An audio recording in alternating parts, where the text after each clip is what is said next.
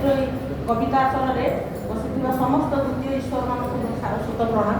ମୋ କବିତାର ଶୀର୍ଷକ ଅପରେସନ ସିନ୍ଦୁର। ମୁଁ ସର୍ବପ୍ରଥମେ ମୋ ସମ୍ମୁଖରେ ବସିଥିବା ରକ୍ଷିତା ମ୍ୟାଡ଼ାମଙ୍କୁ ଆଗ ପ୍ରଣାମ କରନ୍ତି। ମ୍ୟାଡ଼ାମ ତାଙ୍କ ପାଖରେ ପଢ଼ିଛି, ମୁଁ ଆସିଛି କେବଳ ତାଙ୍କରି ପାଇଁ ଏଠି। ମୁଁ ସେଠି ଟ୍ରେନରେ ବସିବା ଯେତେବେଳେ ପଢ଼ଉଥିଲେ ସେତେବେଳେ ମ୍ୟାଡ଼ାମ ତାଙ୍କ ଚାଲି ଆଉ ତାଙ୍କର କବିତା ମୋତେ ବହୁତ ଭଲ ଲାଗେ।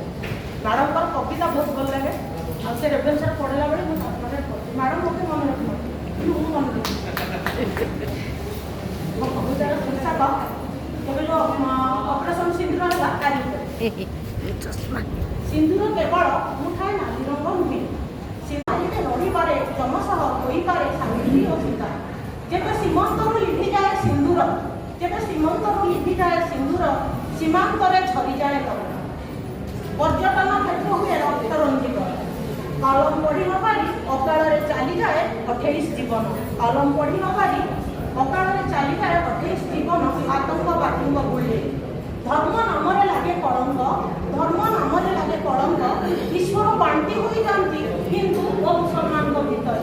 ଈଶ୍ୱର ବାଣ୍ଟି ହୋଇଯାନ୍ତି ହିନ୍ଦୁ ଓ ମୁସଲମାନଙ୍କ ଭିତରେ। ପହଲଗାଁର ବର୍ବରତା ସୀମାଟ, ସେଇଠି ଆରମ୍ଭ ହୁଏ ଅପରେସନ ସିନ୍ଦୁର, ସେଇଠି ଆରମ୍ଭ ହୁଏ ଅପରେସନ ସିନ୍ଦୁର।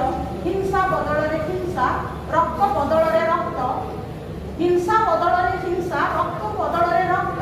ଆତଙ୍କୀ ବିନାଶୀ ଗର୍ଜେ ରାଖେ ହରେ ପୃথ্বী, ଆତଙ୍କୀ ବିନାଶୀ ଗର୍ଜେ ରାଖେ ହରେ ପୃথ্বী।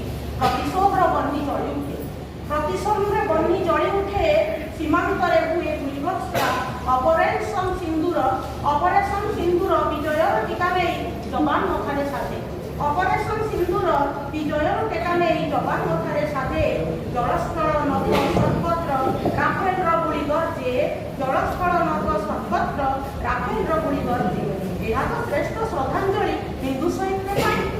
ଧର୍ମ ନିରପେକ୍ଷ ଅଖଣ୍ଡ ଭାରତ ରହିଥିବ ସଦା ଏକ ହୋଇ, ଧର୍ମ ନିରପେକ୍ଷ ଅଖଣ୍ଡ ଭାରତ ସଦା ଥିବ ଏକ ହୋଇ, ସଦା ଥିବ ଏକ।